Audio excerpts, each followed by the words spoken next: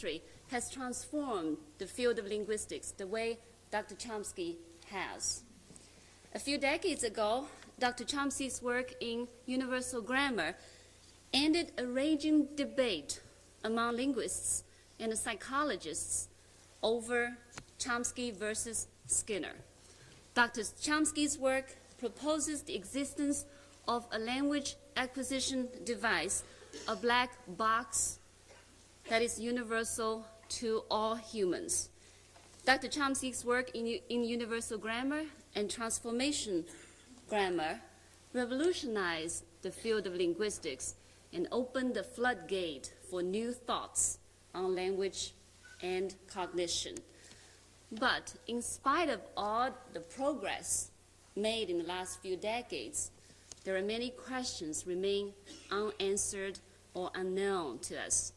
This morning, we have the pleasure to have America's #1 linguist to speak to us on questions such as how do we acquire the knowledge of language, what it means when we are able to speak and understand a language, how do we use this knowledge, what are the physical mechanisms involved in the representation, acquisition, and use of this knowledge, and what is there in this little black box.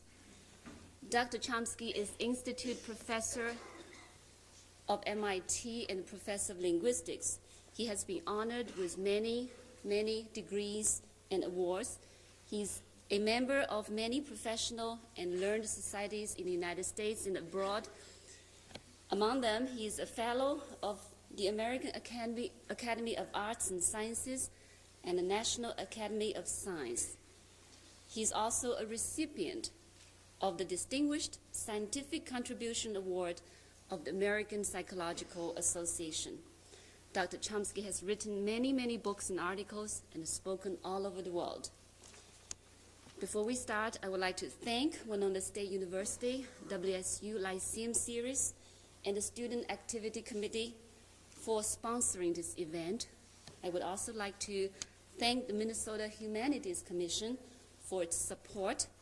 Thanks to Beckery and all who have worked so hard to make this dream a reality.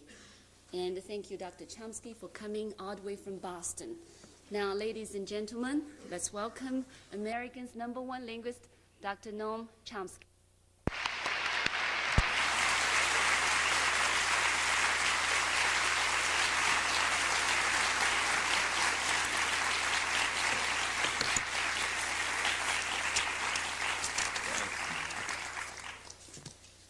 This thing looks kind of like a presidential press conference or something like that.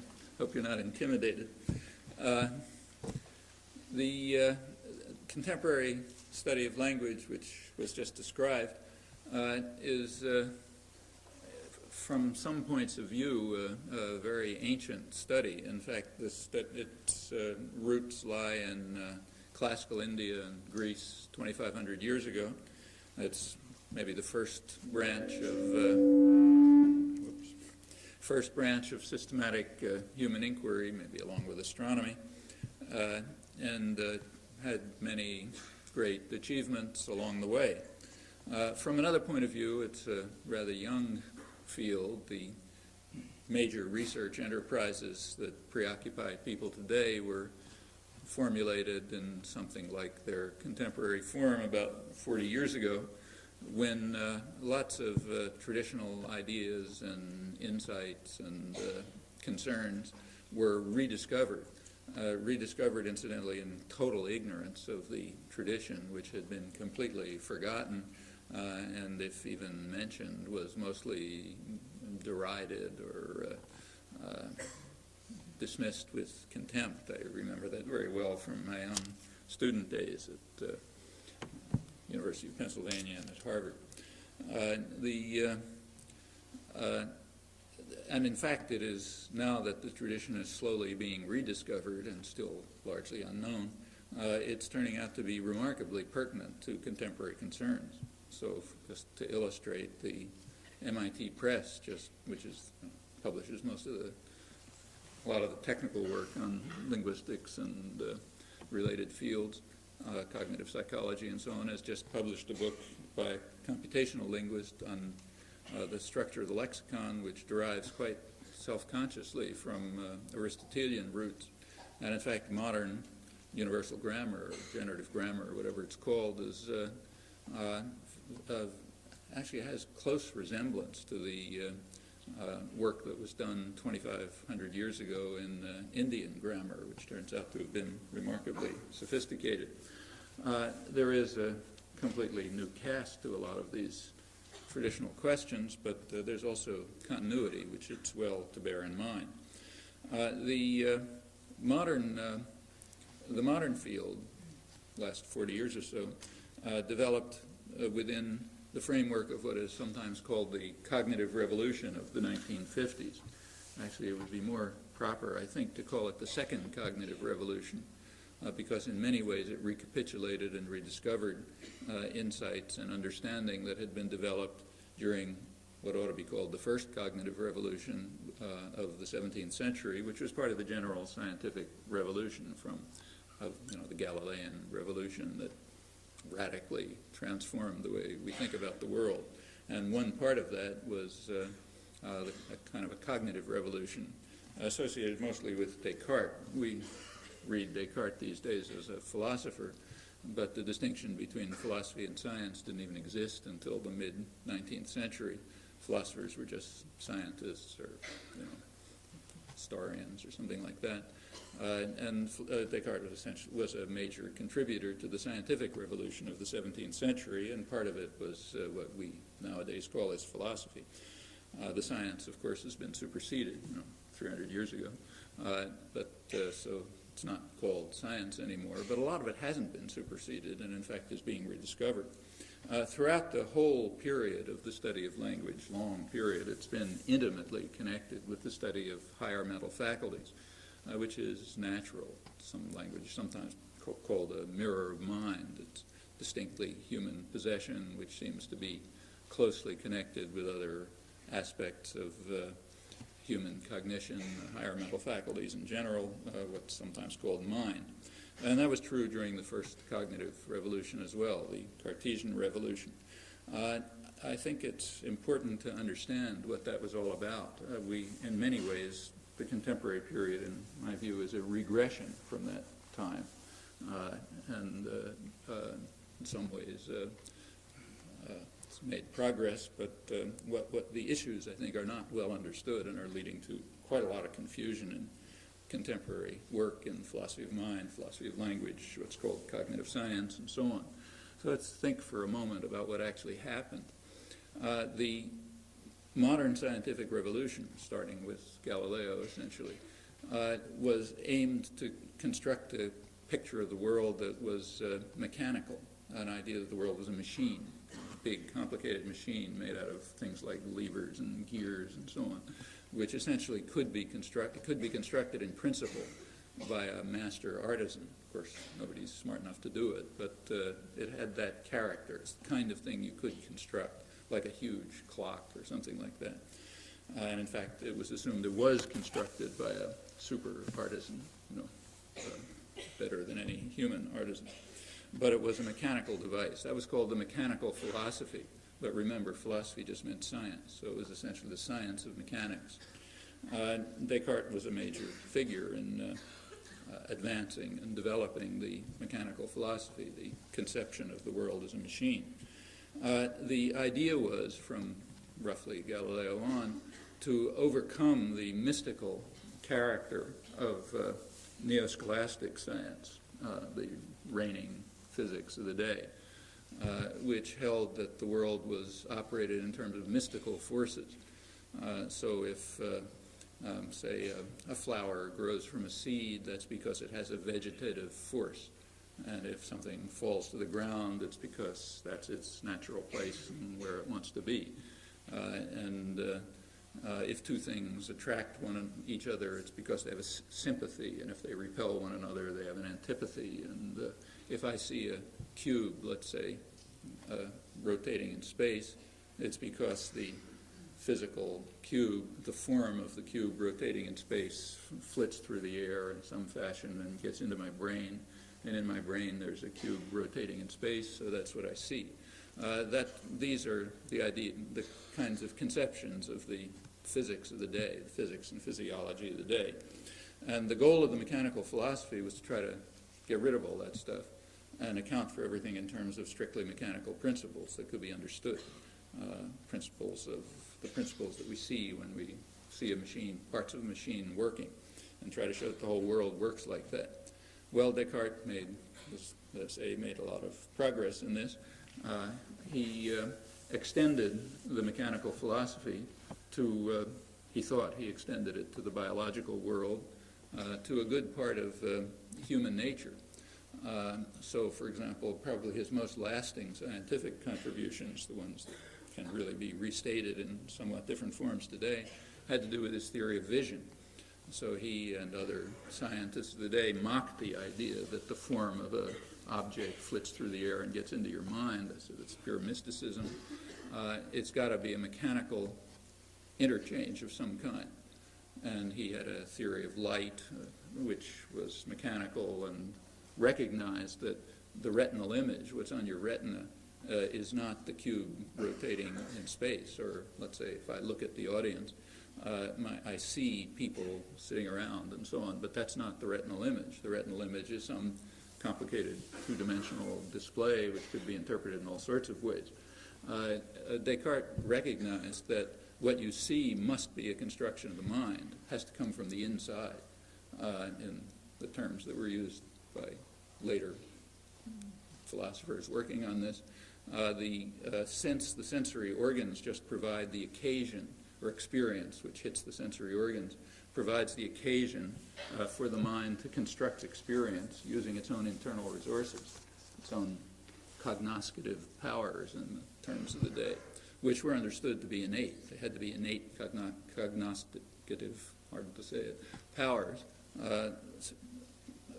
properties of the mind, which somehow use the occasion of sense to create what you see, a cube rotating in space, people walking down the street, people sitting in front of me, whatever it may be. It was also understood, as I say, that this was innate. So, for example, Descartes was struck by the fact, he didn't do the experiments, but if he did the experiments, they would come out the way he imagined. Even Galileo didn't do most of the famous experiments. He mostly imagined them. They're thought experiments. Some of them are physically impossible, in fact.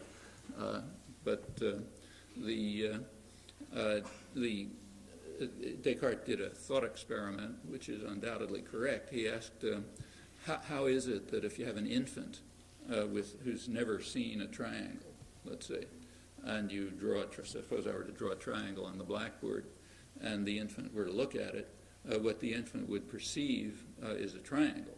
But in fact, what I drew is certainly not a triangle. I mean, it's some physical thing which couldn't possibly be a triangle. I mean, maybe two of the lines wouldn't quite come together, or one of them would be curved, or whatever. So why is it that the infant perceives a triangle, maybe a distorted triangle, and not a perfect image of exactly what it is? Why is that the case? And if you do experiments now, you find that is the case.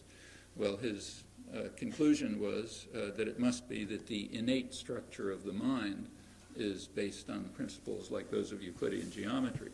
And on the occasion of sense, the mind simply constructs a triangle, and whatever the sensory object is seen as some distortion of what the mind constructs. All of this is, and then he had theories of how the sensory image gets into the mind, which constructs those things and so on. Mechanical theories, which we wouldn't put in quite those terms today, but can be restated in modern terms without very dramatic change apart from the mechanisms. All of this is quite plausible, and in fact apparently true in a modern reformulation. And modern neurophysiology and perceptual psychology is giving sharper accounts which are roughly of that kind. Descartes pursued this as far as he could. He wanted to see how far you could go in giving a hypothetical account of the way the world could be a machine, up to things like human sensation and perception. And he concluded that you could go quite a long way, but that some things were left out. What was left out primarily was acts of human will, which he said are our most noblest possession, the only thing that's truly human. So there was a lot of interest in those days in automata, just as there is today. The automata at that time were complicated devices, that were made by master artisans and did all sorts of amazing things. And the question naturally arose, what's the difference between a human and an automaton, if there is any? And Descartes argued that this is precisely where the difference would lie. In fact, for him, it was the difference between humans and automata, and also between humans and animals, which were automata. The difference lay in acts of will. So in the case of a machine, an automaton, if you set its parts in a certain arrangement and you have some external input, the machine is compelled to act in a certain fashion, has no choice about the matter. It could be random, but it's either going to be random or determined. On the other hand, if you take a human being and its internal parts are arranged in a certain way and it has a certain sensory experience, it may be, as they put it, incited and inclined to act in a certain manner, but but it's not compelled to do so. It could act in a different manner. So if somebody were to walk up here with, an assault rifle or something and order everyone to stand up and say, Heil Hitler or something, and if you took them seriously, it's very probable that everybody would do it. You'd be incited and inclined to do it. But we all know that there is a choice. You might decide to get killed, let's say, because you don't want to do it. And those things are not determined.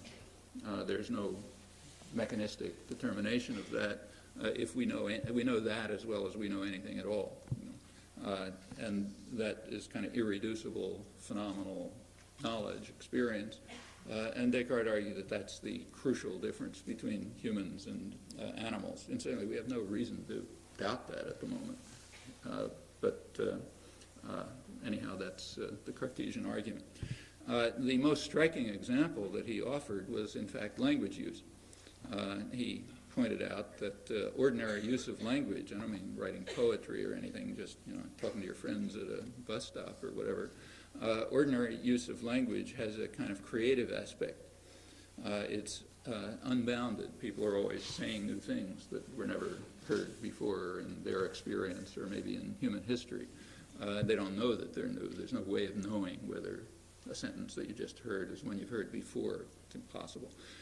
So ordinary human interchange with language is constantly innovative and productive and unbounded. In fact, it's infinite in a technical sense. On the other hand, and it's also undetermined. So you can't determine what a person's going to say on the basis of the situation that they're in or the arrangement of their internal organs. On the other hand, it's not random. So it's not caused by situations or internal states, but it's somehow appropriate to situations. It's coherent. Other people understand it. It evokes thoughts in other people, which they could have expressed that way themselves if they had had the thought, and maybe they do have the thought after they hear the expression. So this collection of properties of being unbounded, undetermined, uncaused, but appropriate to situations, coherent, evoking thoughts in others, and so on. That's a kind of creative aspect of language use. And Descartes argued that that's the striking difference between humans and automata. There was a lot of interest in those days in trying to train, in asking whether you could construct an automaton or train an animal or whatever to act the way a human does, and they mostly of the experiments turned on. They weren't actually carried out, but most experiments in that period, even in physics, weren't carried out. They were thought about. The experiments turned on this, so people would list the kinds of experimental techniques you might try to see if another object that looks like you has a mind like yours, and they're mostly language tests based on the creative aspect of language. Well, in order to deal with these apparent facts, and we have no reason to doubt that they're facts, in fact, they seem to be facts, in order to deal with that, Descartes had a problem. You couldn't incorporate this within the mechanical philosophy. So it wasn't a matter of gears and levers and so on. So he was forced to invent a new principle, which is standard science, incidentally. If something isn't explained by the principles you have, you construct a new principle. The new principle is what he called the mind. So alongside of body, which works by mechanical principles, there's another principle, a kind of creative principle, has other properties too, which is mind. That's the famous Cartesian dualism. So there's the world consists of body and special human characteristic mind, which distinguishes humans from animals and automata and turns on factors like these. And others, but primarily these. What was the fate of this doctrine? Here's where misunderstanding enters. The fate of this doctrine was should be clearly understood. It was overthrown within a generation by Isaac Newton. But what Newton showed was that the theory of body was wrong. He didn't have anything to say about the theory of mind. That stayed unchanged. Newton showed that the world just isn't a machine. It works by mystical forces. That was an appalling discovery. Newton considered it a total absurdity, and to the end of his life tried to overcome it, but it was apparently true. Namely, the force of attraction does not involve contact. So I can, unbelievable as it is, move the moon by lifting my arm. And that's just the way the world works. It has mystical forces. As I say, Newton was regarded this as a total absurdity. He was sharply condemned by the scientists of the day, the leading scientists of the day, for returning to neo-scholastic mysticism with occult forces, as they were called, that made the world work and showed that the world couldn't possibly be a machine. And these were unintelligible forces. We couldn't understand them. They were mysterious. I mean, common sense tells us that I can only make something move by touching it, by being in contact with it in some fashion. But Newtonian physics said, no, that's not true. There's an occult force that allows you to make things move, and that accounts for the terrestrial motion and planetary motion and the tides and so on and so forth. Well, as I say, this was considered a total absurdity, but it was apparently true. And what it does is demolish the conception of body. It demolishes the idea that the world is a machine. It isn't. It has mystical forces. It's common these days to ridicule the Cartesian idea of the ghost in the machine. The mind's a ghost inside the machine, but that's misunderstanding. What was exorcised was the machine, not the ghost. The ghost stayed where it was. It turned out the world was not a machine. There are no machines in the sense of our common sense understanding and the mechanical philosophy, the physics of the day. So that goal was undermined. It turns out the world is indeed unintelligible to us. We have to accept the existence of mystical forces. We can try to develop an understanding of their principles, and doctrines about them, and so on, but they're not intelligible to human understanding, and the mind stays where it was. These ideas were more, this was, like I say, a kind of an outrageous discovery. Newton tried to overcome it to the end of his days. Well into the 20th century, physicists were still trying to construct some kind of mechanical conception of the universe. By now that's finally been abandoned totally, and people are accustomed to even more mystical notions like fields, which are mathematical objects but still interact with one another, electromagnetic forces, a conception of space and time which eliminates any notion of solidity or, in fact, all of common sense is just gone. It's not even considered relevant at this point. Yes, the world is unintelligible to our common sense, but that's just the way it is. We do the best we can in trying to construct doctrines about it. What we're left with, and this was reasonably well understood in the 18th century, is just that we can consider various aspects of the world. So we can consider its mechanical aspects and its electrical aspects and optical aspects and chemical aspects and mental aspects and so on. And we can try to study them and develop bodies of doctrine about them, and then we can try to unify these bodies of doctrine.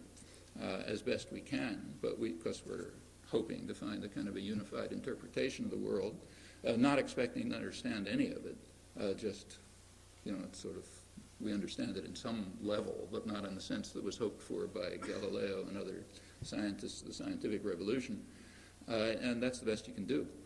As far as thought is concerned, by the end of the 18th century, there were a fair number of people, well-known scientists like Joseph Priestley and others, who recognized that we just have to assume that just as matter has properties that we cannot comprehend, like attraction and repulsion, or electrical properties and so on, well, we also have to accept that certain arrangements of the parts of the brain produce thought.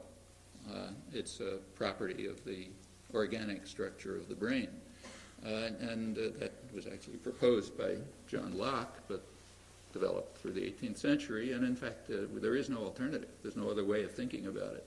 It's kind of these days you find, best-selling books and articles and so on about, the astonishing hypothesis or the radical new idea that thought or consciousness or whatever are just products of the structure of the brain. Yeah, it's just what they understood in the 18th century, because there's no alternative.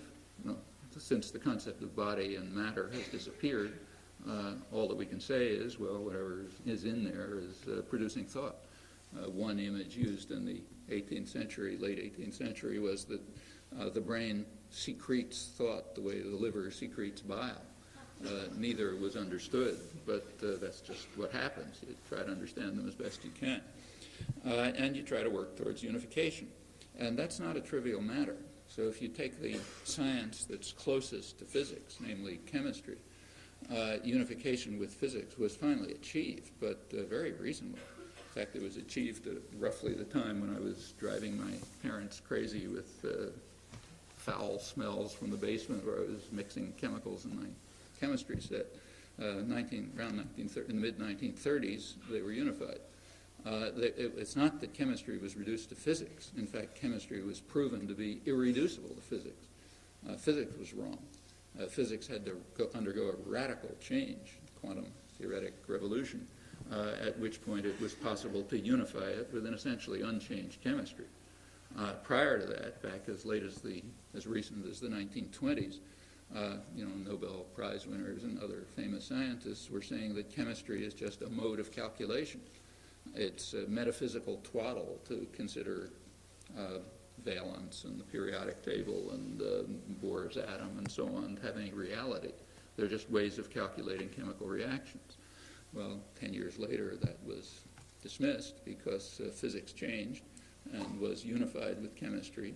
And a conception of the two was achieved that made chemistry and physics part of the same thing, but not by reduction. Reduction is pretty rare in the history of science. Not, 20 years later, a good deal of biology was unified with chemistry, but that was and physics, but only under a radical transformation of physics. In fact, the same people were involved, Linus Pauling. And that's, modern science as far as we understand it. Still not unified with the core of standard science is other aspects of the world, like the mental aspects.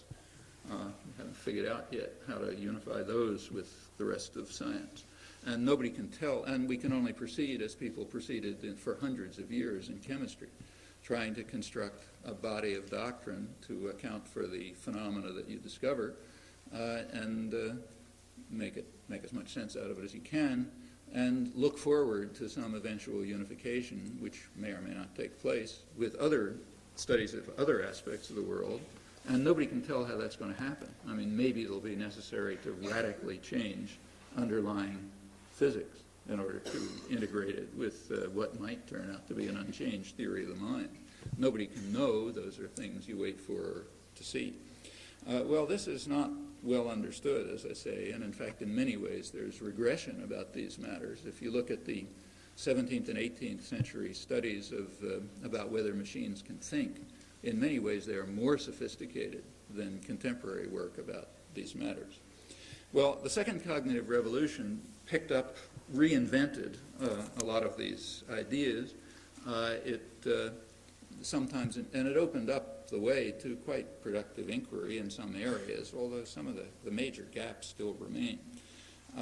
The cognitive revolution, or the second one of the 1950s, involved a radical shift of perspective as compared with structuralist and behaviorist and other prevalent approaches, which viewed, let's keep the language, but it's general for cognition, it viewed these behaviorist and structuralist approaches viewed language as action, as behavior, or as the products of behavior, like texts. That's language. The cognitive revolution introduced a change. It was concerned not with behavior or texts, but with inner mechanisms. That is, whatever the mechanisms are that are responsible for the behavior and the production of the texts and so on. So behavior just and texts and corpus of materials and so on, they just become data.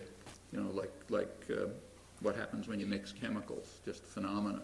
They're of no interest. It's of no interest in itself. They become of interest when they provide evidence for inner mechanisms, exactly as in chemistry. The phenomena themselves are dismissed. And the same with the behavior. If they provide evidence, fine. If they don't, throw it out. And there could be plenty of other kinds of evidence. There's nothing privileged about these kinds of evidence. Like you could get evidence someday from cellular biology or something else. What you're interested in is the inner mechanisms that account for what a person knows when they know a language, what it is that we roughly share, though not identical, of course.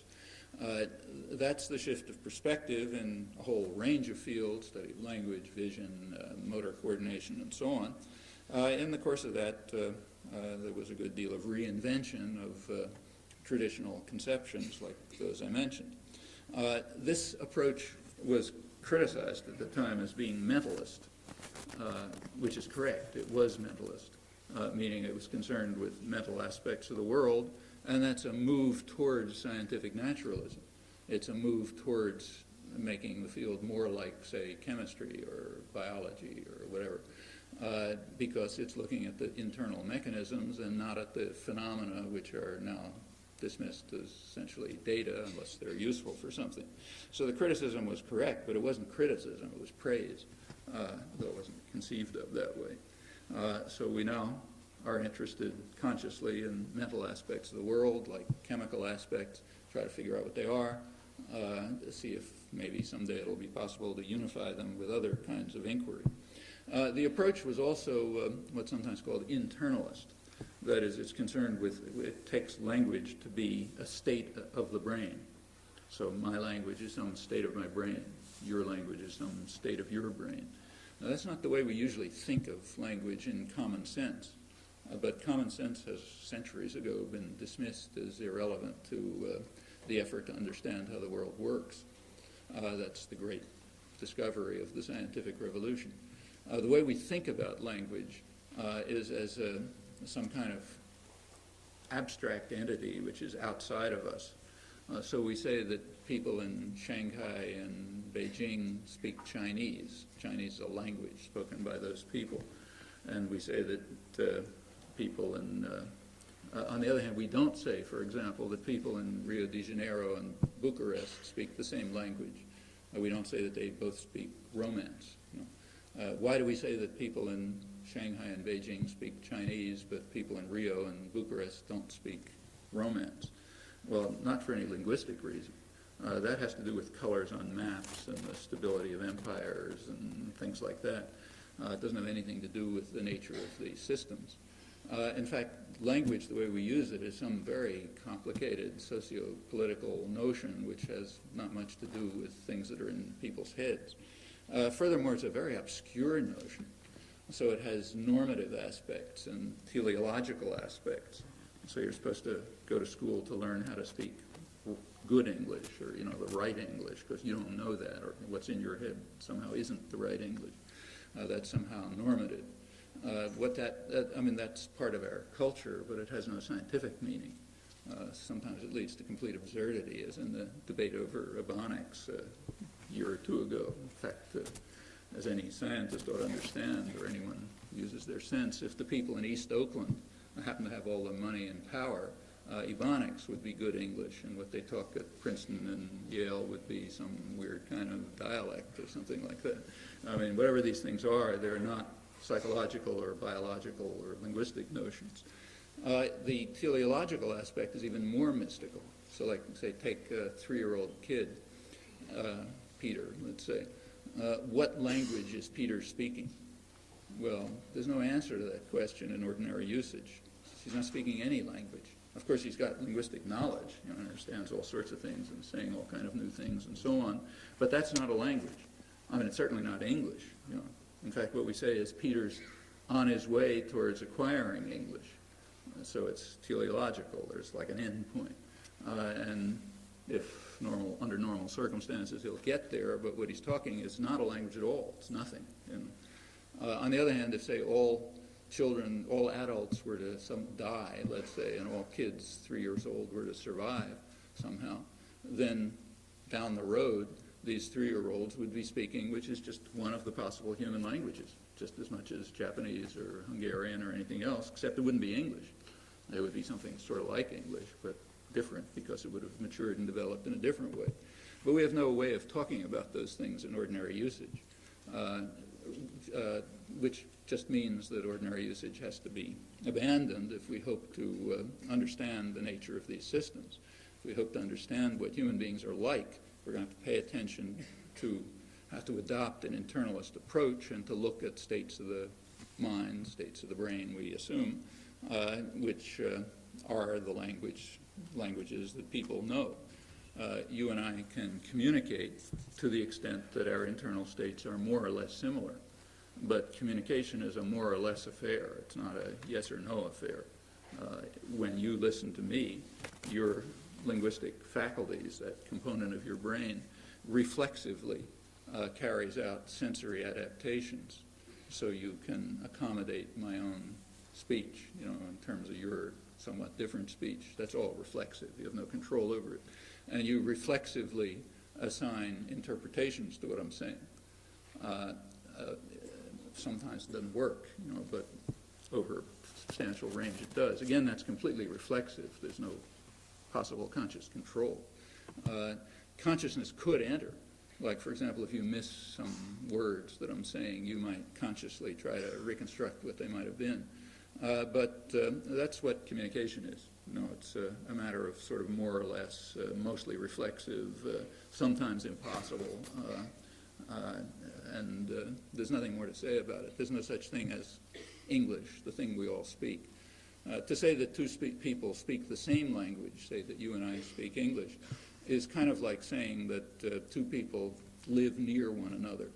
There's no right answer to whether they live near one another. Like if we're talking to somebody from Mars, we might say that you live near me in Boston. On the other hand, if we're asking if I could get here by bicycle, we'd say, no, we don't live near one another.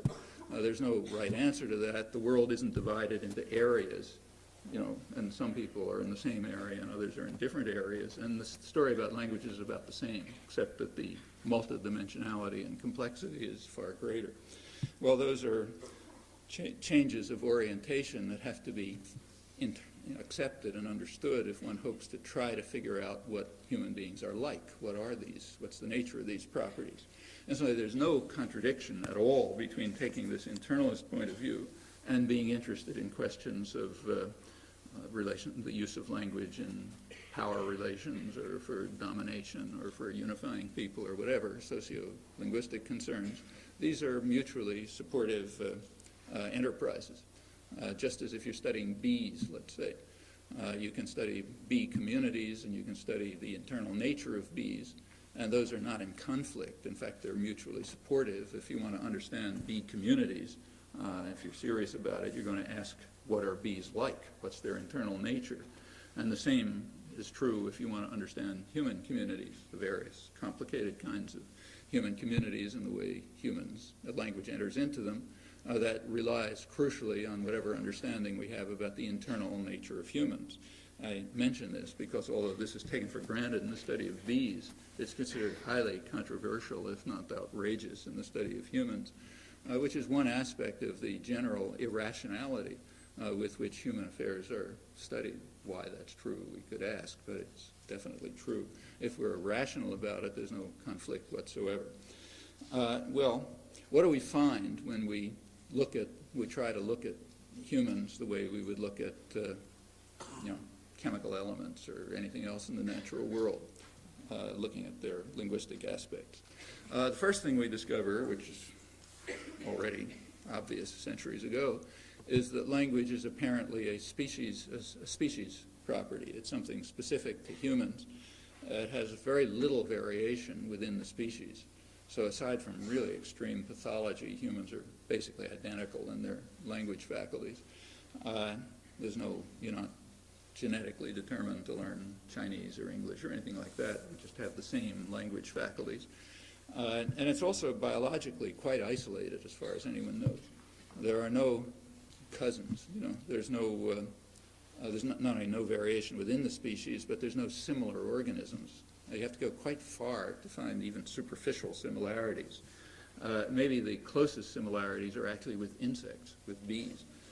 So bees have a complicated, every organism has some kind of communication system, but the bee communication system, I should say its phenomenal character is very well understood, it's very well described, but nobody has any idea how it works. The physiology isn't understood. Nobody would even dream of talking about the evolution of it. It's way too complex. The bees are a lot simpler than we are, but these things are not understood for bees and surely not for humans. In any event, the bee communication system has some of the properties of human language.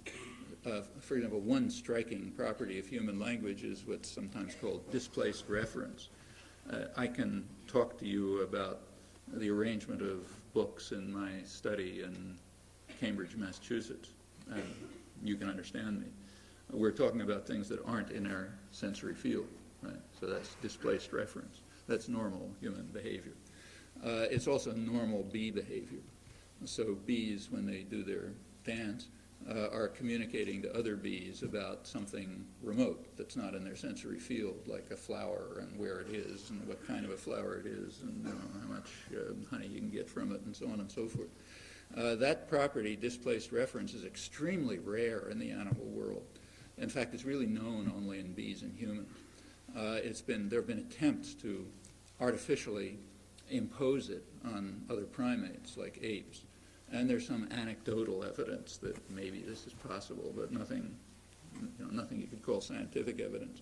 In any event, it's certainly not the normal communicative behavior, as far as we know at least, of organisms other than humans and insects. But of course, there's no evolutionary connection, like there's a distance of, I don't know, a billion years or something. You can find vocal learning in other organisms. Songbirds are the only known organism that has vocal learning, but it's evolved independently in several species of songbirds and in different ways. For some of them, it's kind of like a fixed pattern. For others, it adapts to the vocal environment and so on. It would be completely senseless to study the language, if the song of one species, by looking at the song of another species that evolved separately, and I'll teach you nothing. And even more madly senseless to try to study human language by comparing it to things like this. There is a lot of sentimental interest in trying to show that other primates like gorillas or chimpanzees and so on can have some of the superficial properties of humans. I mean, I don't know what the scientific interest of this is, probably nil, but and probably the worst way to study intelligence of primates. But there's a lot of work on that, and you'll read anecdotal stories about it and some scientific evidence, in fact. But it's totally misunderstood. I mean, if you could show that some other primate had properties like human language, that would not be a challenge to the study of language at all. In fact, it wouldn't affect the study of human language at all.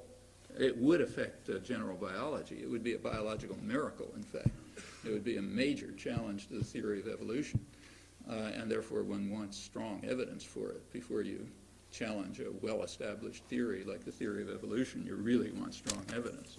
But this has almost nothing to do, it has no more to do with the study of human language than if you could demonstrate that humans could really fly.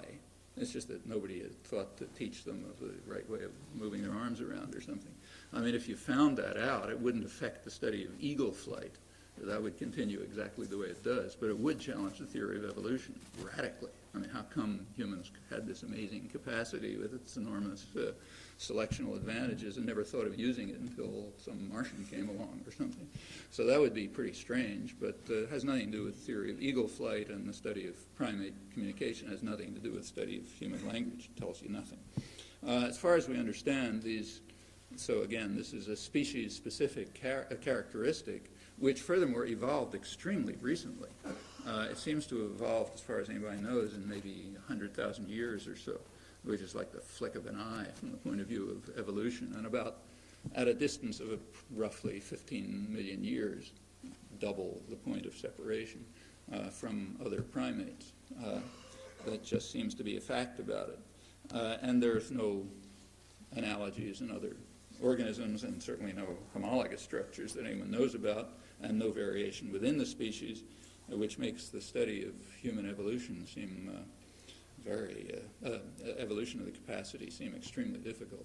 Most serious evolutionary biologists consider it to be impossible because the kinds of evidence that would be relevant are just not present, like related species or variation in the species and so on.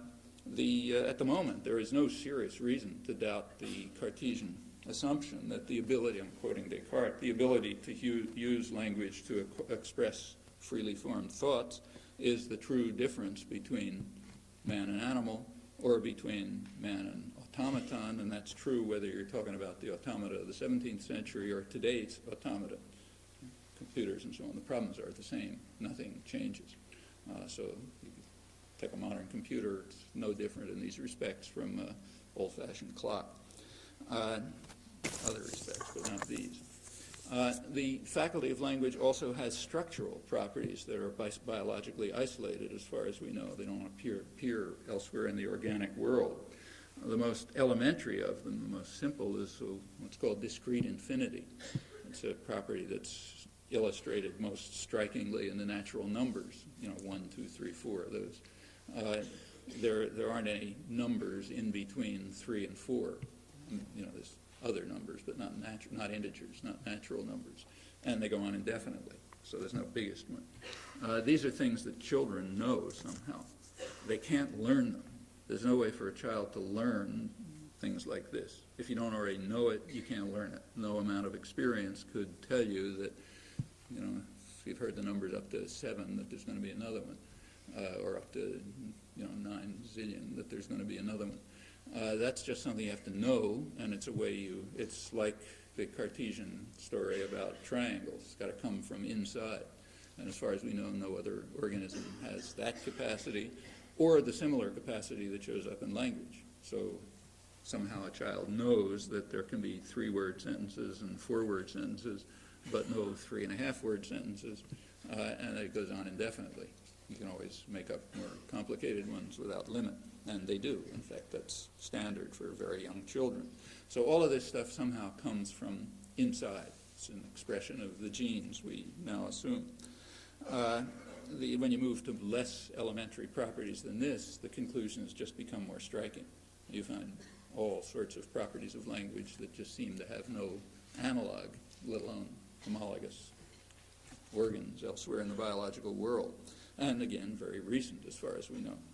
Well, take this kid, Peter, again. Imagine that Peter's an infant, say, just born, and has a pet kitten and a pet chimpanzee or whatever you like. They're going to go along certain courses of growth and development, which are partially similar and partially different. So in matters like, say, spatial orientation, like what does an infant or a kitten do when you disorient it in space? What kind of cues does it use to reorient? Pretty complicated thing. Turns out that kittens and infants are about the same. They do it pretty much the same ways. On the other hand, interpreting the linguistic signals that go on, they do it in totally different ways. In fact, the kitten and the chimpanzee and so on don't do it at all. But the infant just does it reflexively and very early. In fact, probably it's probably intrauterine. As early as you can do it, the experimental techniques are getting better and better, and as you do experiments with younger and younger infants, it turns out they already know almost anything you can test. It's already been shown that with infants just a couple of days old, they can distinguish the language of their mother from other languages. And it happens in very strange ways when you start comparing the languages that they identify and don't identify. So something's going on pre-birth, which is already setting the language faculty in motion and in specific ways. By the time the infant's a couple of months old, long before it's producing anything, it's already got the main intonational structure of the language fixed, knows whether it's Polish or Japanese and so on, and a little later all sorts of other things. Well before children are talking more than, let's say, one word or two words, they're understanding quite complex sentences, and you can show that experimentally. They can even determine the meaning of nonsense words from complex utterances and so on. And all of this stuff is just happening. It's not anything the child is learning any more than the child is learning to have arms and legs. It's just a form of growth. Some kind of growth of this faculty is taking place, like the visual system is growing and you're getting binocular vision and learning motor coordination, what we call learning, acquiring motor coordination and so on. These are apparently just things that happen to a child and don't happen to other organisms that have the same experience, like the child's pet chimpanzee. The faculty of language is somehow identifying linguistic experience, linguistic phenomena, as a separate category of phenomena. And that's not so easy. Nobody knows how to construct a computer program that'll do this. But somehow children are picking out the linguistic phenomena from the whole mass of junk that's going on and operating on those phenomena in a highly specific fashion, using properties like those I mentioned and much more complicated ones. And again, all of that looks as if it's biologically isolated and common to the species. There's some variation. So English isn't Swahili. But the variation has got to be superficial because the states that are attained are so intricate and special and highly articulated as compared with the data available that there's no way it could be a reflection of the data available. It's just got to come from the inside, from which you expect, and one of the tasks of study is to try to prove that English and Swahili are really virtually identical.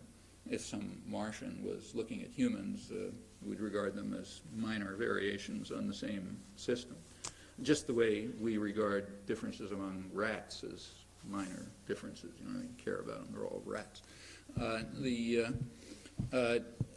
We know that other components of the mind-brain also undergo some variation. So you can show experimentally that the visual system takes somewhat different forms, sometimes pretty radically different forms, as a result of minor changes in early experience. This can be shown with cats and monkeys and other organisms that people allow themselves to experiment with.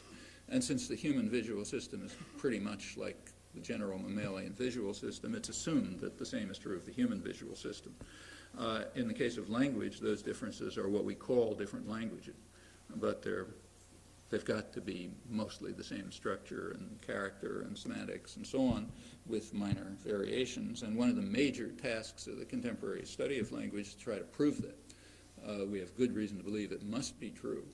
And much work is devoted to trying to show that if you make little changes in the fundamental properties of language, you get superficially different systems, but all sort of cast to the same mold. That's been one of the major research topics, particularly the last 10 or 15 years, and it's made quite substantial progress in typologically quite different languages.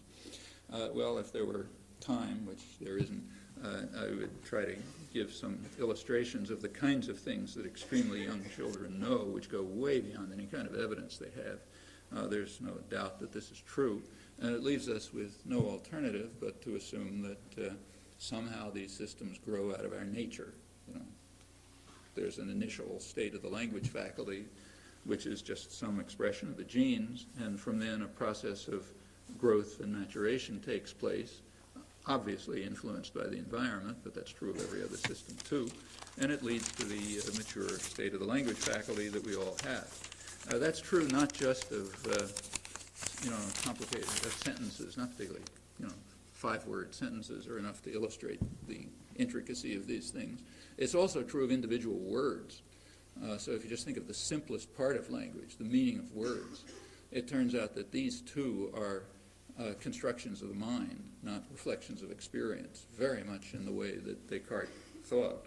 Actually, this is another topic that was studied rather intensively in the 17th and 18th century in ways which are only beginning to be rediscovered today. So take, say, the Mississippi River, concept river, which every young child understands. Thomas Hobbes already 350 years ago recognized that this is a very complicated concept. How do we know that something is the same river? What makes something a river? Why is the Mississippi a river? What changes in the Mississippi would make it a different river? Well, Hobbes thought about this, and he recognized that it wasn't the stuff that's in it. The stuff that's in it could be 95% chemical pollutants, and probably is, but it would still be the Mississippi River, even though it's not water anymore, it's some other thing flowing down it. And he also recognized that you could change the course of the river artificially, like you could make it go somewhere else, but it would still be the Mississippi River. And he concluded that what makes something a river is its origin. So it has to have the same origin, and then all sorts of radical changes can take place, but it's still a river. Well, that's a mental construction. That's not like the earth sciences have no such concept. But if you think about it a little more, it's way more complicated than that. I mean, it can't be the origin. For example, you can reverse the course of a river, and it can be the same river. One of the great engineering projects attempted in Russia was to reverse the course of the Volga. Well, suppose it had succeeded. It still would have been the Volga. It just would have been going in the opposite direction.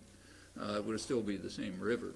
Or you could take the Mississippi and separate it into different streams, and make them come together somewhere else where they never had before.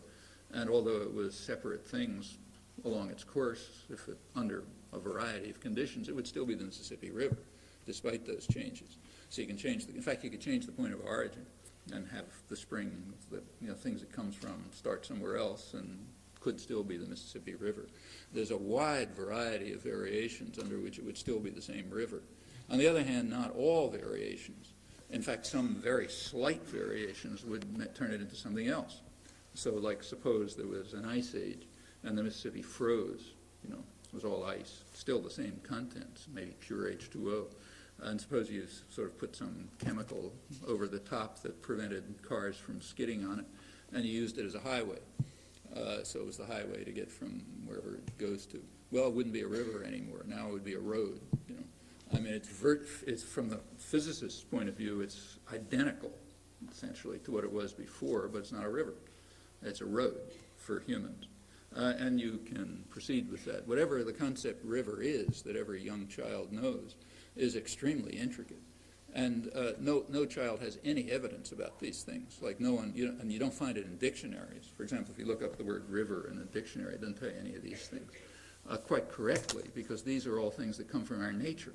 It would be a mistake for the dictionary to tell you about them, even if they knew about them, which they don't. But these are research topics, really. But what a dictionary does is give you hints. It gives you a few hints that you can then use to make your innate capacities and innate mental structures construct the concept out of its own nature. And that's true of every word in the language.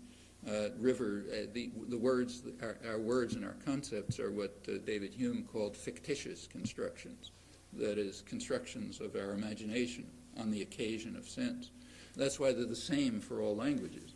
So if we were talking Japanese, I could have given the same examples, and you can be certain that they would work because they're independent of experience. They just come from our inner nature. Now, every word you think about is like this. So take, say, the word book. Suppose the library has 2 copies of, say, Joyce's Ulysses, and Peter takes one and Tom takes another. Did they take the same book or did they take different books? Well, it depends on how you're thinking about it. From one point of view, they took out the same book, namely Joyce's Ulysses. From another point of view, they took out different books, two different physical objects. You can take the abstract and material point of view. These are points noticed already by Aristotle, I should say. You can take you can take both perspectives simultaneously. So you can say John took out Ulysses and memorized it, and Bill took it out and burned it. Okay. Notice that I'm referring to it by the pronoun it. Well, what's it referring to? Well, it's referring to an abstract object. That's what the first guy, I forget his name, memorized. And a physical object. That's what the second guy burned. Suppose I say John's book is in every bookstore in the country. Well, is it one thing or many things? Well, it's one thing. He has one book. It's the only book he ever wrote. On the other hand, it's many things because you can find it in Chicago and New York and so on and so forth. And that's just what a book is. It's some really weird object, which is both material and immaterial, abstract and concrete, a lot of places and one place and so on. These are things that everyone knows about the word, but without any experience or instruction or looking it up in a dictionary or anything like that. In fact, again, you don't find any such things in dictionaries. Well, these are the topics these are the most elementary cases. As soon as you begin to look at, I'll just give one example of a slightly more complex case to illustrate. Suppose I say that, suppose there's a chicken over there, and I say the chicken's ready to eat. Okay. Well, that's ambiguous. It can mean the chicken is getting prepared to, pick up a piece of corn or whatever it is chickens eat. Or it could mean that we're ready to eat the chicken. Okay, so the chicken is properly cooked. Chicken's ready to eat. Suppose I say the chicken is ready to be eaten. Okay, well, it's still ambiguous, but if you think about it carefully, it's ambiguous in different ways. I mean, it could mean the chicken is ready. It's, it realizes it's going to be eaten and it's ready, like the man getting, prepared to be, he's ready to be executed, the guy on death row. Could mean that, or it could mean that the chicken is properly prepared to be eaten. So it has an ambiguity, but leave it as an exercise. If you think it through, it's a different ambiguity from the first one. Suppose I replace the word ready by hard, let's say. I say the chicken is hard to eat. Well, it loses the ambiguity. Now it just means one thing. It's hard for us to eat the chicken. Suppose I take the second sentence and replace ready by hard. The chicken is ready to be eaten. The chicken is hard to be eaten. That doesn't mean anything. For some reason, that just doesn't work. Whatever the principles of our language faculty are, they give you ambiguities in some cases, different ambiguities in other cases, no ambiguities in third cases, and nothing at all in other cases. And all that's happening is you're replacing one adjective by another, or making some slight change in the context. Well, to figure out what's going on here is no trivial matter.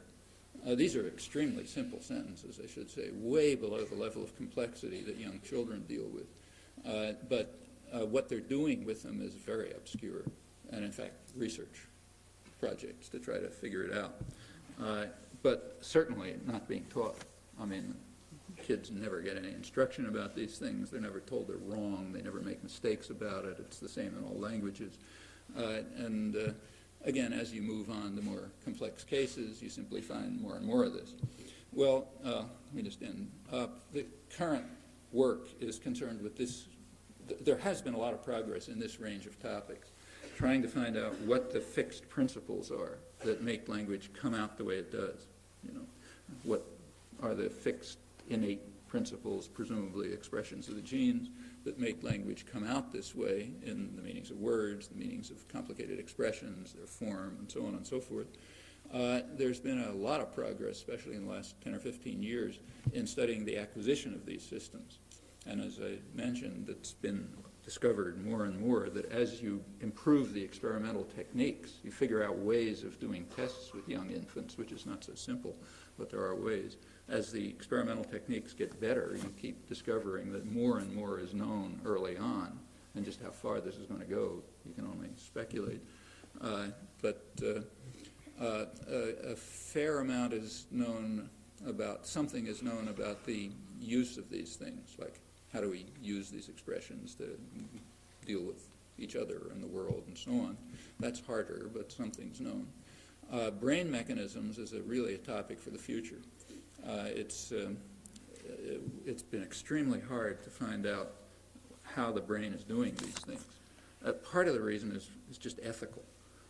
We don't permit ourselves rightly to torture children the way you torture other creatures. That might be wrong too, but anyway, whatever the ethics are, we do permit ourselves to torture cats and monkeys, and that means you can learn a lot about how they work. You know, you can learn a lot about the visual system or the motor coordination system or whatever of other organisms, because you can do direct experimentation. In the case of humans, you can't. Now, we do learn about the human visual system from these experiments because it's more or less the same. So, by analogy, you figure humans are about the same. But there are no analogous systems in other organisms. So you can't study the language faculty of a kitten or a monkey or something and ask how it works, because it isn't there, as far as we know. So you can't learn anything from experimentation with other organisms, and we don't do intrusive experiments with humans or raising children in controlled environments and so on. Experiments you can imagine, which probably would teach you a lot about what's going on, maybe very lot. It's possible that, and a lot of hope, that with contemporary technology, with brain imaging technology that's non-intrusive, or picking up electrical activity of the brain, which is non-intrusive, it may be possible to overcome some of these limits. And in fact, some things are being discovered, but it's still pretty rudimentary.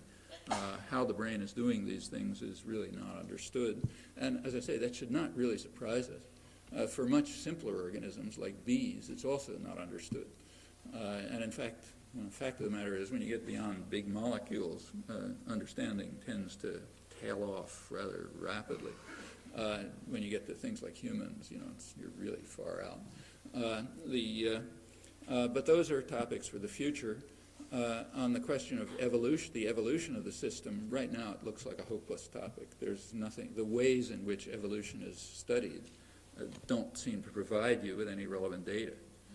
Maybe somebody will figure something else out, but right now it doesn't look all that hopeful, although something happened. I mean, nobody seriously doubts that it did evolve. There are some new topics coming on the agenda which have been just in the last couple of years, which are leading to pretty exciting work, I think. Those are questions having to do with optimality of language design. So sort of imagine the following fairy tale. It is a fairy tale. Its only merit is it's not crazier than other fairy tales about the evolution of language, equally crazy. But suppose, for example, that there was a primate wandering around a couple 100,000 years ago, ancestor of ours, which was just like us, except it didn't have a language faculty. It had the same thoughts, insofar as it doesn't require language to express thoughts. It had the same sensory motor apparatus, same perceptions, and so on. It just didn't have, if it had thoughts, it had no way to communicate them. So it didn't have a language faculty, but was otherwise the same.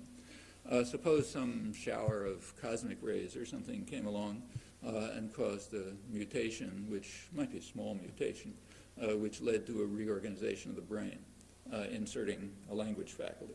I mean, we do know in physical systems that very slight changes can lead to radical changes of state, like the difference between water and ice, for example.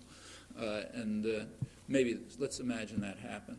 So the rest of the system stayed essentially the same, but now it's got a language faculty inserted. Well, what's that language faculty what does it have to do? Well, it has to be accessible to the sensory motor apparatus, right? Otherwise, you wouldn't even know you had it. In fact, maybe another organism does have it, but has no access to it. Could be, not likely, but logically possible. So one thing this language faculty would have to do would be to be accessible to the articulatory organs and the auditory system and so on. That's a condition it has to meet. The other condition it has to meet is that it has to be accessible to whatever the system of thought is. About that we don't know very much, except we know it's there. Infants do think about things, animals think about things, and so on. There's some kind of system of thought, and the language faculty has to be accessible to it in order to express the thoughts or construct the thoughts, and so on. So here are two external conditions that the language faculty has to meet. That means if the language faculty is going to do anything at all, it has to have some kind of representations of sound or other externalizable forms, maybe sign, and it has to have representations of thought. And those are the only conditions it has to meet. We can think of them as design specifications. If you're going to design, if a super engineer were going to design the system, it would have to meet those conditions. Well, the question that you can ask, at least in principle, is how good a design is it? How perfectly is language designed to meet just the minimal conditions that are imposed by the output constraints? You know, if this fairy tale were true, how good a system would have emerged? Would it be one that some super engineer would have devised, or would it be kind of like a mess, like most things in the biological world are? You know, they just develop out of whatever materials are around in the best way possible. And they're usually pretty messy. Like, for example, the human spine. I mean, every person knows that it's pretty badly engineered. You know, in fact, probably badly engineered for big mammals altogether, except cows don't know how to complain about back pains and so on. But whatever happened, it does, you know, works as well as it works, but it certainly, you know, some engineer from MIT could figure out a smarter way to do it. So the question is starting from scratch. You know, evolution doesn't start from scratch. It starts from whatever's around at a particular time and does the best it can. And what comes out is usually more or less of a mess. So to what extent is it the case that this system, which apparently emerged very rapidly, like a flick of an eye, to what extent is it well designed? Well, that turns out to be about 10 years ago, you couldn't have even dreamed of asking such a question. Now you can formulate it in more or less sensible ways. In the last couple of years, there's been some interesting work on it, which seems to indicate that language is remarkably well designed. That is, it's pretty close to optimal design. In cases where linguists have been assuming complex structure that isn't motivated by external conditions, it turns out to be wrong in many cases. And it turns out there's simpler ways of doing it that doesn't use that. Well, if this continues on this path, we might reach the very surprising conclusion that this organ, which is apparently uniquely human, is even an optimal, something like an optimally designed organ, just to satisfy out the minimal design specifications. That would be extremely surprising. It would mean that language is more like a kind of like a snowflake than it's like a giraffe's neck or something. It's something that's just the way it is because that's what physics and chemistry tell you it's got to be. You know, there weren't any other choices. Whether that'll actually turn out, you know, is anybody's guess. But there is work pointing in that direction, which is kind of exciting, both in that it's changing the ways we think about language and also has implications for biology and the study of humans that would be pretty striking if they're anywhere near true. That's roughly, I think, where things stand. There are lots of problems that are on the horizon. You can think of how to investigate them and so on. There are some problems that remain as mysterious as they always were, like the Cartesian problems. How can we use language in the creative fashion that we do? That's not even a question. Nobody knows how to raise a meaningful question about it. And that's not just true of the study of language. That's true of every aspect of behavior or performance. So, for example, people study motor coordination, which turns out to be a hard topic. Like, how can I reach for, you know, a glass on the table and get there? Turns out to be extremely hard to construct a robot that'll do that. You know, it involves all sorts of complicated planning and control of the elbow and all sorts of stuff. So it's a hard problem, and a lot has been learned about how it can be done in principle and even something about what the physiology is involved. But nobody even asks the question, why do I reach for the cup on the table and not the pen on the floor? You know, I mean, that's not even a question. So nobody studies that. The same is true of, say, the visual system. You can invent, which is a passive system. It's a receptive system, not active, but it does have active elements. Like if you take an ambiguous figure, a figure that can be seen either, say, as a duck or a rabbit or something like that. It turns out that with nobody knows how you do it, so it's hard to say training, but with something that you do internally that you don't understand, you can get yourself to a stage where you can make yourself see one or the other. Not 100%, but you can get a strong bias towards seeing one or the other, and it's partly under control. Sometimes if you really work on it, it's under considerable control. So there's some voluntary act involved in what you see. That's probably true of ordinary vision too. Like in ordinary experience, you're making some kinds of choices. You're not thinking about them, and maybe they're unconscious. But it's under some kind of control. But these are not, although people learn a lot about the visual system and study it, they don't study these questions. Nobody studies how you can decide to see one or another figure in a Necker cube or something like that. These are topics that are just outside the range of investigation. And in the case of language, it's the striking example that, in fact, impressed Descartes. And that divide between acts of will or, undetermined but appropriate action remains as much of a mystery as it ever was. There's no progress at all towards solving it, not even any bad ideas. Nobody knows why. Maybe it's some limitation of our intelligence or something else. But anyhow, that's roughly the way things stand. So the Cartesian divide is where it was. On other topics, like how the mechanisms work and what's their nature and so on, there's been quite considerable progress and a lot of exciting work to do.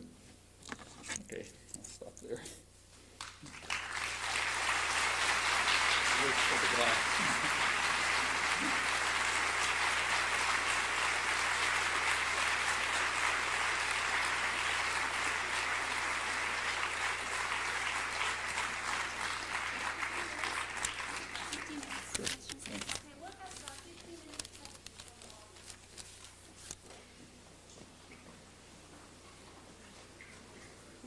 Do you want to pick people? So, okay.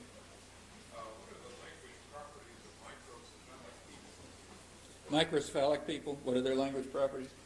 Well, that's a very dramatic fact. It turns out that people with extremely small brains, anencephalic dwarves they're called, nevertheless seem to have, there are cases where they have a functioning language faculty. That was actually discovered by a person who really started modern biology of language, Eric Lenneberg, who's an old friend and classmate of mine, died a couple of years ago. But one of his early discoveries was about this. Again, nobody understands why. In fact, they have plenty of other cognitive capacities. Some of them do higher mathematics. These are just things that aren't understood. Is there a lower limit? Nobody knows. I mean, again, you can't do experiments, right? We exclude the possibility of experiments. So what you're left with is what are called natural experiments. But natural experiments are extremely messy. For example, you can study what we call pathological development, meaning not normal development, or you can study injury. So a lot has been learned from, say, aphasia. But studying aphasia is like trying to figure out how a computer works by hitting it with a crowbar and seeing what happens. A lot of things happen, but that's not the best way to figure out how a computer works.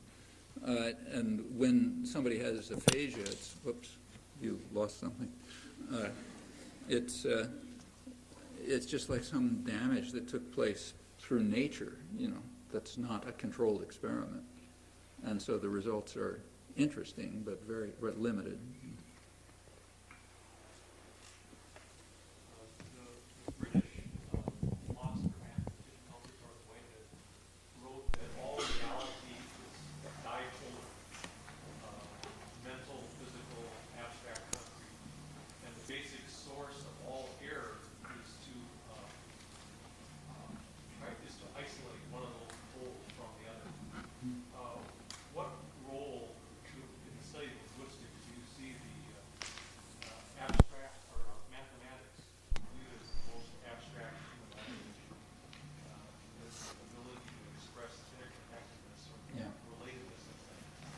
Well, if you couldn't hear, can you hear? He pointed out that Whitehead argued that things have various aspects, physical, mental, abstract, and so on, and you make mistakes by confusing them. And one can ask the question, to what extent mathematics, one might think of as the most pure or abstract human language, is capable of mediating these things, something like that. Well, here we have to be kind of cautious. Contemporary philosophers, like Whitehead, talk about the difference between physical and mental as if that means something, but it doesn't mean anything, because we have no notion of physical. That's the Newtonian discovery. There is no notion of physical. So we can't talk about the difference between physical and mental. We can only talk about different aspects of the world.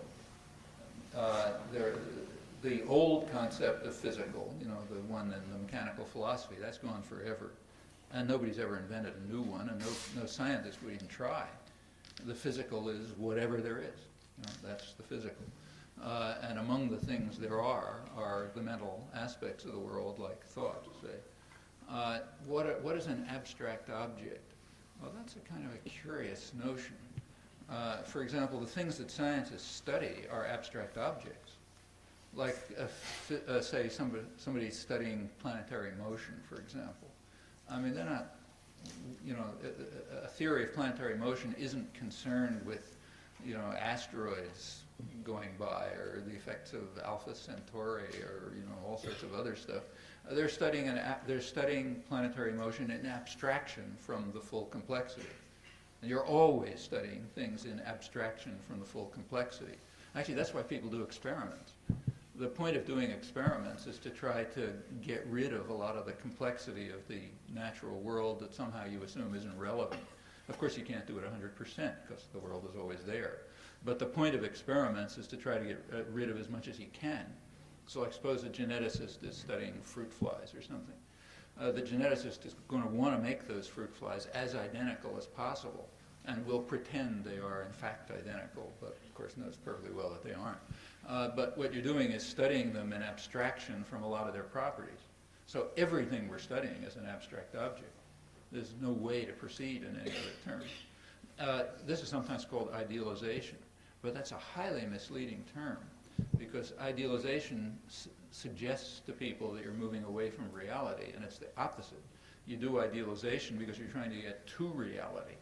You're trying to cut away the interfering factors that keep you from understanding reality. So therefore you idealize to abstract things. But that's a way of finding out what reality is. It's not just this mass of junk going on around you. That's a useless mess. You want to understand reality, you're going to have to try to find out what's going on, which means abstracting and idealizing and so on. This is the core of science since Galileo. And Whitehead, of all people, should have known it. He did very important work on the 17th century. So these concepts we can't really make a lot of sense out of. I think he would agree. He certainly would. That he wasn't using those words. They didn't mean the same thing. Yeah. They did. Or now. But now they don't mean anything. I mean, now there is no physical mental distinction because there's no physical. Okay. And as far as abstraction is concerned, it's a complicated idea. But there's still, I'm not saying there's nothing to the point. There is, but we have to be careful in thinking about what he meant by it. He's not introducing polar distinctions of the kind that might come to mind if you don't think too hard. But what about mathematics as ideal language? Well, that's a metaphor. I mean, asking to say that mathematics is a language is just a metaphoric use of the notion of language. I mean, it's a little bit like saying, suppose someone were to say, look, humans can really fly. In fact, at the last Olympics, they flew about 30 feet or so, which is, after all, not very different from chickens. The championship for chicken flight, I think, is around 300 feet, one order of magnitude, no big deal. So people fly kind of like chickens, and they're both very different from eagles. Well, I mean, maybe some Martian didn't understand what organisms are like might say that, but it'd be a really stupid comment. I mean, it's true that humans fly more or less like chickens, and neither are like eagles, but that's not the way it works. Chickens fly like eagles, and humans don't fly at all, even though there are homologous organs involved in this case, like, arms are sort of homologous to wings. So to say that humans fly would be kind of like a metaphor. It would be like saying submarines swim or something. Yeah, you can say it if you want, but it's just metaphoric. And the same is true when you say that mathematics is a language. It certainly doesn't have the properties of human language. A human language is a natural phenomenon, which is part of the biological world. Mathematics shares some properties with it, but it doesn't have most of the properties of language, and it has properties that language doesn't have. Mathematics is a human creation. I mean, if you're a sort of a Platonist, you think there really are numbers out there, then which most mathematicians do, and it's not a dumb idea. It's hard to think of any other intelligible explanation of the fact that you can discover truths of arithmetic. But whatever that means, it's not like language. I mean, you use natural language in doing mathematics, but you use it in doing everything else too. And when you're really doing technical mathematics, you sort of discard the language side. I mean, you may use it informally, when you're talking to your students and colleagues, but you mean them to understand that it's really something else, and they should throw away all the connotations and so on. So you can't really answer the question. I mean, mathematics is what it is, As to whether mathematics is a way of bringing things together, well, I mean, that's a question of applied mathematics. How can you use mathematics in dealing with the world? And the answer is that as your conception of things gets clearer and clearer, you can move closer and closer towards giving what we call mathematical formulations, which just mean precise formulations. We call it mathematics when it's simple enough. Mathematicians have, a kind of a special dispensation that scientists don't have. They're allowed to stop working when it gets too complicated. So in fact, it's kind of like a joke among mathematicians that the only numbers that exist are 1, 2, maybe 3, and infinity. The others are just too complicated to think about. And there's something to that. I mean, mathematics, real mathematics is the study of extremely simple structures. And sometimes the study of extremely simple structures happens to shed surprising light on the nature of the world. That's when you have applied mathematics. But most of the time that doesn't happen. So nobody does a mathematics of biology or something like that, because the things you understand are just way too complicated to have any interesting mathematics about. You have mathematics when you start proving theorems and that sort of thing. And in the case of language, I've worked on it too. There's a thing called mathematical linguistics, which is the study of systems that have some of the properties of language, but are simplified enough so you can actually prove some theorems about them. And it's of whatever interest it is. I mean, you have to look and see, but it's like studying other systems that you abstract from reality and investigate because they're interesting on their own. Maybe because you hope to learn something about the real world by looking at their properties. But there's no other sense in which mathematics can mediate between things.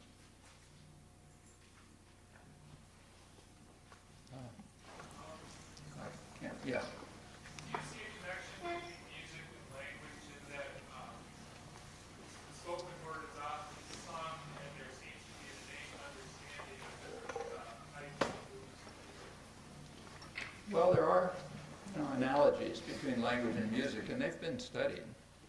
I won't have time to talk about it, and I don't know much about it, but there's interesting work. There's Leonard Bernstein actually had a book on this. I forget what it's called, but it was the Eliot Norton lectures that he gave at Harvard about 20 years ago or so, which he tried to develop analogies between language and music. There were various people who were dissatisfied with the way he did it and tried other ways. The best known case is a joint work by a very good linguist, Ray Jackendoff, and a modern composer, Fred Lerdahl. Jackendoff's also a near professional musician himself. They did a book, again, forget the title, Lerdahl and Jackendoff, which is on it's actually on tonal music in the Western tradition, and tries to show that it has some characteristics that you also find in language, which is it's interesting. And there could even be a common origin. In fact, the same could be true about mathematics. You know, like how people have the ability to do mathematics is quite a mystery from an evolutionary point of view. I mean, it certainly was no factor in selection. Like, you know, in hunter-gatherer societies, you didn't have more children if you could prove theorems about prime numbers or something like that. So it played no role in the evolution of humans. In fact, up till now, you know, just like right now, in fact, many humans just don't even know they have the capacity because it's never been evoked by experience or whatever. So it's some kind of capacity that's there but played no role in human evolution, and that raises a question of what it's doing there. And one, you know, speculation that's been around is it's some kind of abstraction from the language faculty, that it takes some of the properties of the language faculty, throws out a lot of others, and then you get arithmetic, let's say, which is not so crazy. As I mentioned, this property of discrete infinity is realized very sharply in arithmetic, and it's true of natural language, and you could conceive of the idea that maybe it's just there because you throw away the rest of the language faculty and you keep this. And the same could be true of music. Maybe some of its structural properties and so on, the kind that Bernstein and Jackendoff and Lairdell and others have studied, are some kind of abstraction from the language faculty, and maybe that's why it has some of the same properties. Or maybe they have some common origin, or maybe they just develop totally separately and we don't know why.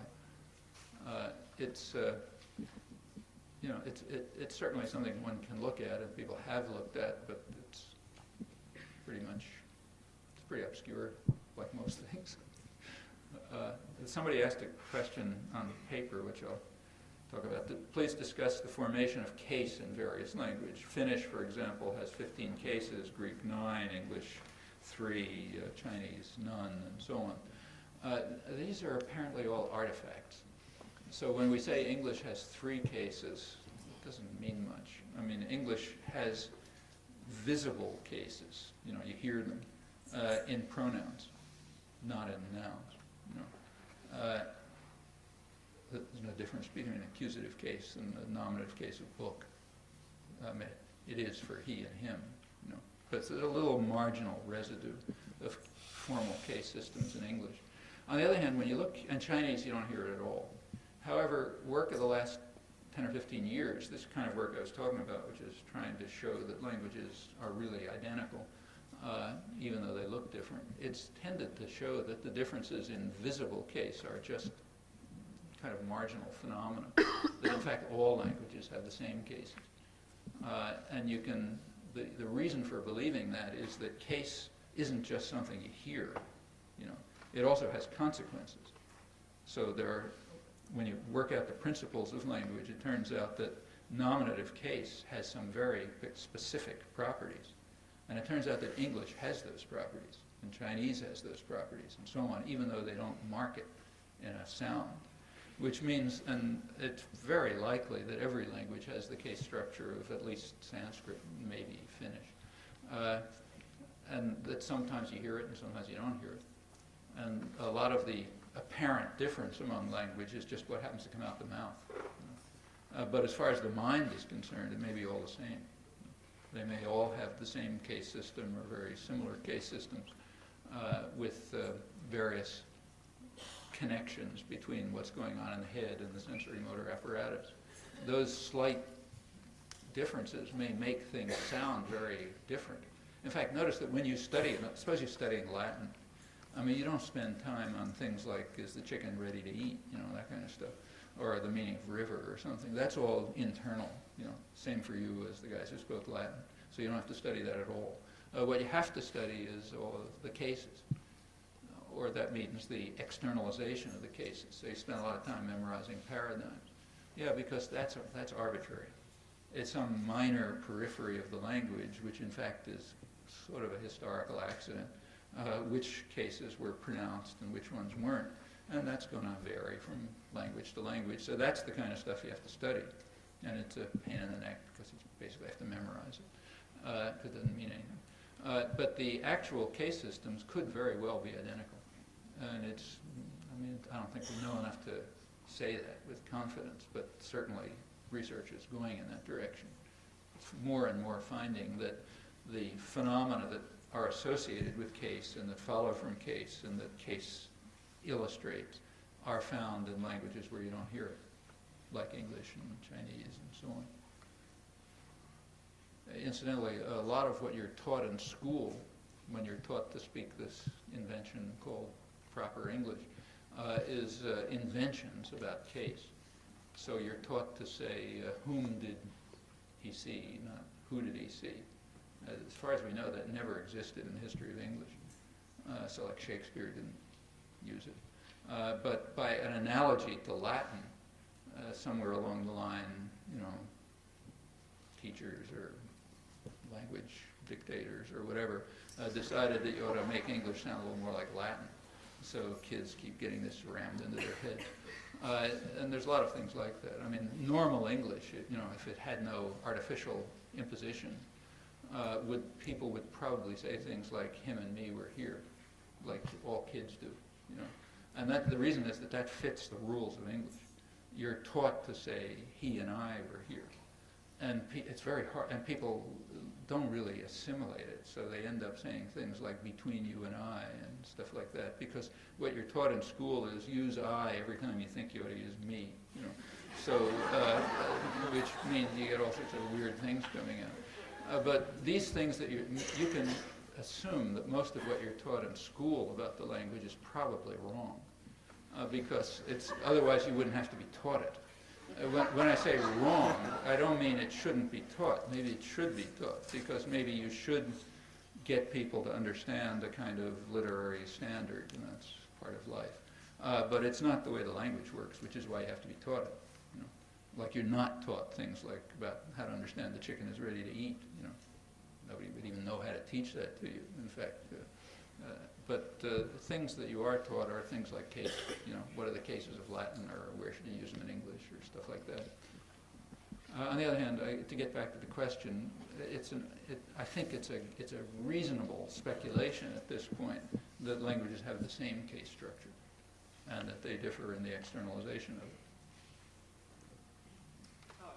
What then is your view of cultural diversity in the sense that various cultures have drastically different conceptual schemes? Well, it's claimed that cultures have drastically different conceptual schemes, but nobody knows what that means. I mean, from the point of view of a Martian looking at humans, they may all have the same conceptual scheme. I mean, we're humans, so we're really interested in the differences among humans. I mean, naturally, it makes sense. It makes a lot of sense to be interested in the differences among humans. When we look at frogs, they all look the same. On the other hand, from the point of view of the frogs, that's probably not the way it is.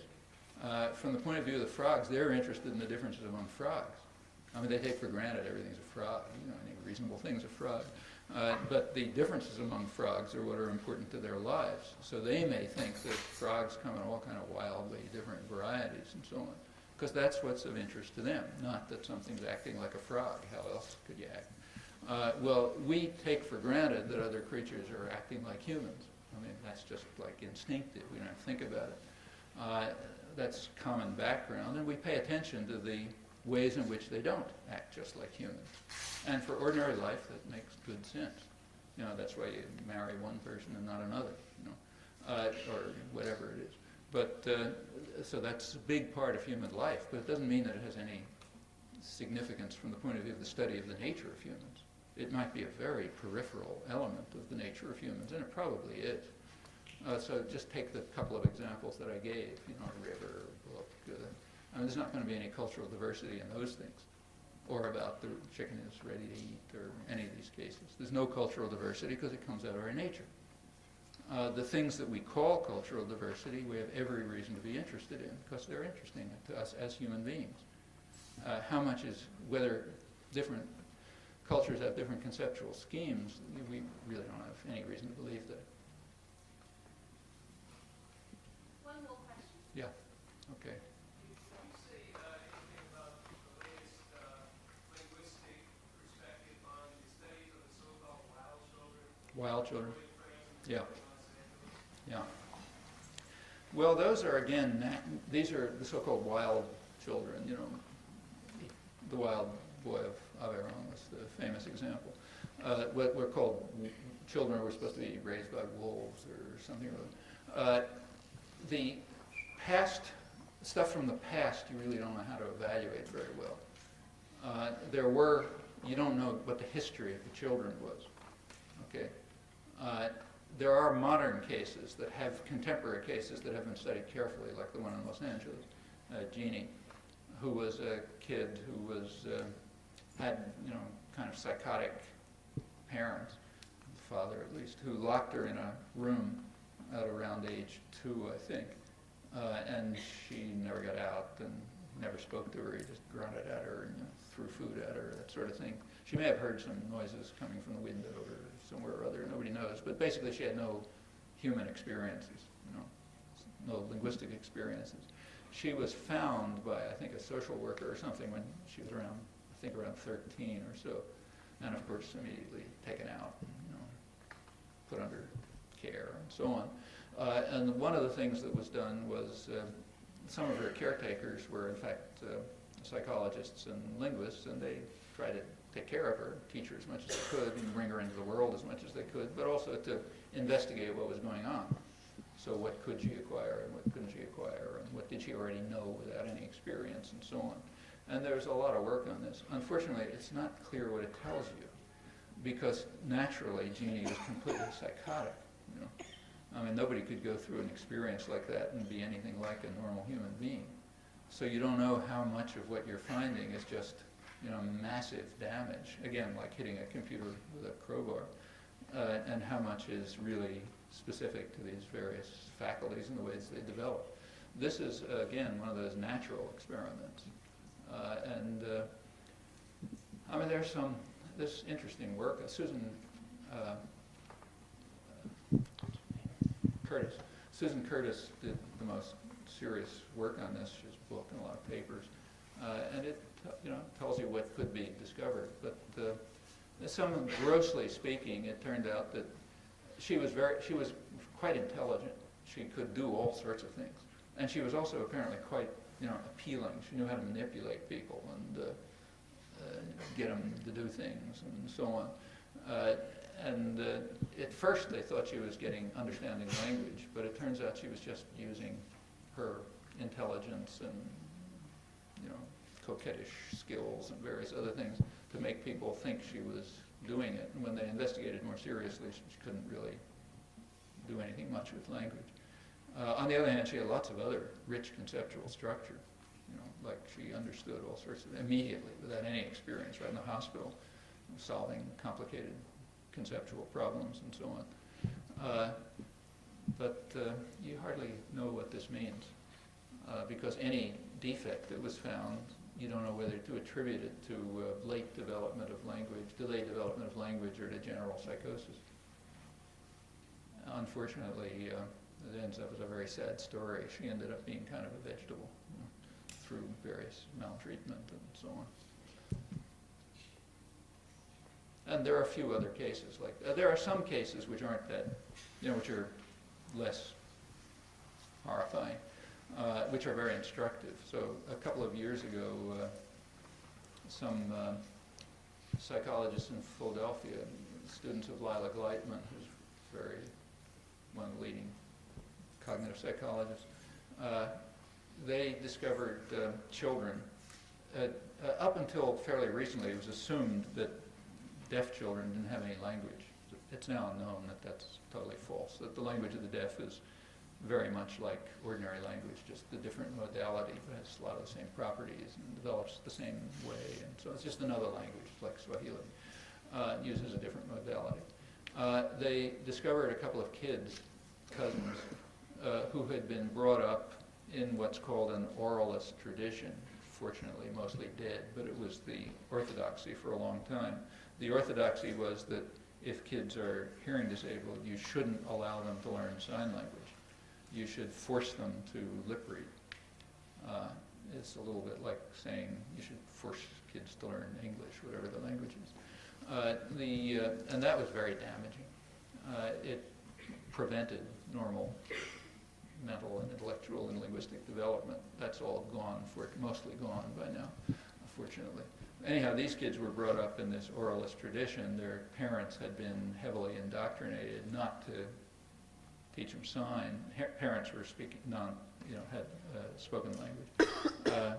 In fact, the parents were told by the therapists and so on not to even gesture to the kids. So walk around like this, so that they don't get any gestures. So they're forced to do lip reading. And this had gone on for a couple of years. The kids were like 3 or 4 when they found them. But they played together, And it turns out that they had invented their own language with zero evidence. This is a perfect, almost perfect experiment. They had had no input. They had just created their own language, a sign language. And it turned out to be at approximately the character of normal language development. You take kids of the same age in a normal environment, they'd be doing about the same things. Same structures, same complexity, and so on and so forth. Well, okay, the experiment, of course, was ended as soon as they found the kids. Then they just taught them American Sign Language. But there are a couple of cases like that. There's one really interesting case, which is being investigated right now, actually, in part by a former student of ours at MIT. They found in Nicaragua a community of people who are seriously hearing disabled, who had just over time had created their own language. And it's now just the language that kids learn as they grow up, and it's the language that's used and so on. But again, with no input. So it just developed. And that's kind of a natural case. There are other things like that. So-called creoles have some of the same properties, languages that are created, by, for example, enslaved communities where you bring people together from many different linguistic groups and they're sort of stuck together. They tend rather quickly, in fact, to create a common language called creoles. And these are just like ordinary languages as far as anybody knows. And the way in which they're constructed, does tell you something about the essential nature of language, just as these other cases do, including the so-called, wild children. But those are, they're restricted in what you can learn from them because of the complexity of the conditions in which they've developed.